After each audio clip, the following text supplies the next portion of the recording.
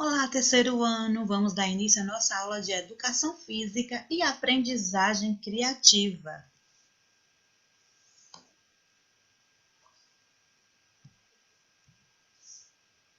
E como vocês sabem, estamos estudando o tema Olimpíadas.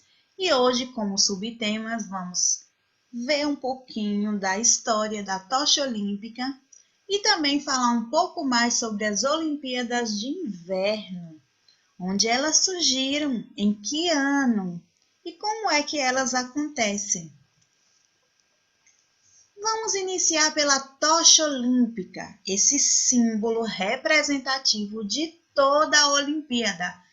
Quem não já viu, né, aquele percurso percorrido pelos atletas com a tocha olímpica nas mãos, né? Geralmente é uma abertura que acontece no início dos Jogos Olímpicos, né? E isso é tradição em todas as cidades por onde acontecem as Olimpíadas. A abertura é feita com o percurso de corrida da tocha olímpica. A tocha olímpica ou fogo olímpico é um importante símbolo das Olimpíadas, comemorando o roubo do fogo do deus grego Zeus por Prometeus, né? Prometeus roubou esse fogo do deus grego Zeus e daí surgiu, né? Essa história, essa tradição da tocha olímpica. Sua origem reside na Grécia Antiga, onde o fogo era mantido por toda a celebração nos Jogos Olímpicos da Antiguidade. A tocha olímpica, com seu significado ancestral, foi reintroduzida nos Jogos Olímpicos de 1928 e faz parte das Olimpíadas modernas desde então. O percurso da tocha olímpica foi introduzido nos Jogos Olímpicos de Berlim em 1936. Nós temos aí uma evolução, né? Uma trajetória das tochas olímpicas em seus anos de Olimpíadas e em cada cidade, em cada país, né? Temos aí em 1936 iniciado em Berlim, né, chegando até 2016 no Rio de Janeiro. Nós temos aí as imagens de todas as cidades onde aconteceram a tocha olímpica, com um design diferente para cada uma.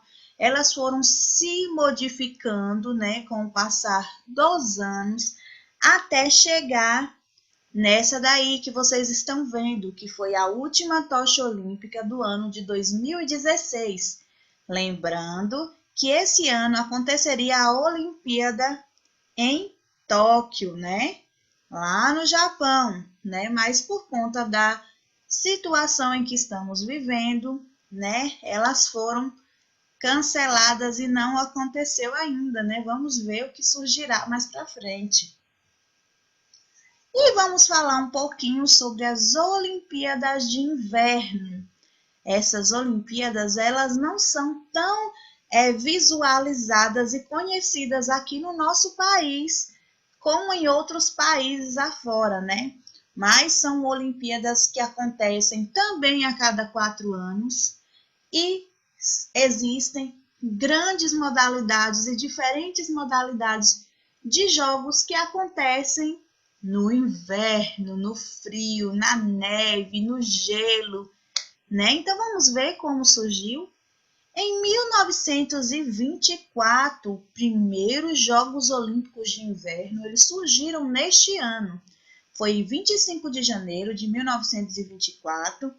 Iniciava-se a Semana Internacional de Desportos de Inverno em Chamonix, na França. O grande êxito fez com que a COI proclamasse a competição de 1924 como os primeiros Jogos Olímpicos de Inverno. Então, foi a partir de Chamonix, na França, né, no mês de janeiro de 1924, que deu início aos Jogos Olímpicos de Inverno. A primeira edição do evento internacional mais importante para os esportes praticados sobre o gelo ou na neve teve início no dia 25 de janeiro de 1924, na cidade francesa de Chamonix, localizada na base do Monte Blake, a montanha mais alta dos Alpes. Competiram em Chamonix 258 atletas de 16 países, sendo que 247 foram homens e somente 11 mulheres.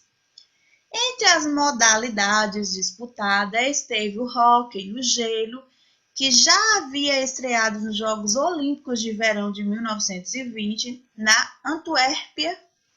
O primeiro medalhista dos Jogos Olímpicos de Inverno foi o norte-americano Charles Geertruida, na prova de 500 metros de patinagem de velocidade. Porém, a Noruega e a Finlândia dominaram a competição com 17 e 11 medalhas, respectivamente. Aí vem trazendo uma imagem daquele ano, onde aconteceu a primeira Olimpíada de Inverno, Aí vem falando que os Jogos de 1924 foram disputados sob o nome de Semana Internacional dos Desportos de Inverno. Devido ao grande sucesso do evento, em 1925 o Comitê Olímpico Internacional decidiu criar uma versão de inverno para os Jogos Olímpicos. Já em 1926, por fim, a semana de 1924 foi reconhecida como a primeira edição da história das Olimpíadas de Inverno. E a primeira medalha da Alemanha foi um bronze nas Olimpíadas de Inverno, de St. Moritz, na Suíça, em 1928.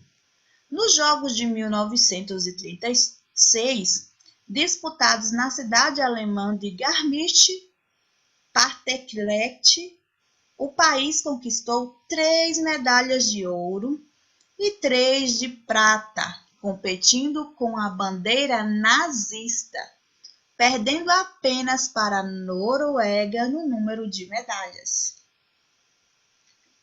Aí veio a guerra e as Olimpíadas tiveram que dar uma pausa. A Segunda Guerra Mundial inviabilizou a disputa de inúmeras competições esportivas internacionais. E com as Olimpíadas não foi diferente. Tanto os Jogos de Verão como os de Inverno foram cancelados em 1940 e em 1944. Destruída durante a guerra, a Alemanha não figurou no quadro de medalhas das Olimpíadas de Inverno de 1948, novamente realizada em St. Moritz.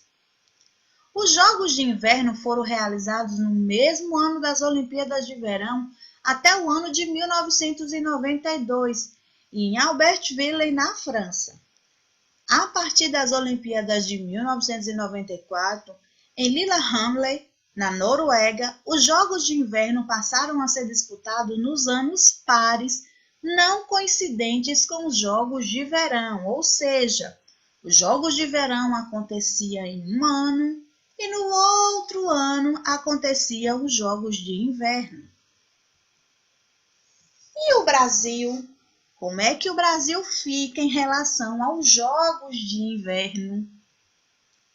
Pela ausência de condições climáticas propícias para práticas de esporte de inverno, o Brasil não tem a tradição no campeonato. A participação de países tropicais nas Olimpíadas de Inverno, pelo contrário, acaba causando estranheza nos demais participantes. Segundo o histórico do Comitê Olímpico Brasileiro, a participação brasileira em Jogos Olímpicos de Inverno se iniciou em Albertville em 1992, quando o Brasil foi representado por 7 atletas, todos do esqui alpino. E aí eu trago 3 modalidades de jogos, né, que acontecem nas Olimpíadas de Inverno. O esqui, né, que acontece desde a primeira edição dos Jogos de Inverno, o hóquei e o bobsled. Hoje, a realidade do Brasil nos Jogos de Inverno já está um pouco melhor, né? Ele já tem mais representações. Essa equipe de bobsled aí, por exemplo, é a equipe brasileira competindo na última Olimpíada de Inverno. Então, por hoje fica por aqui a nossa aula de educação física e a aprendizagem criativa.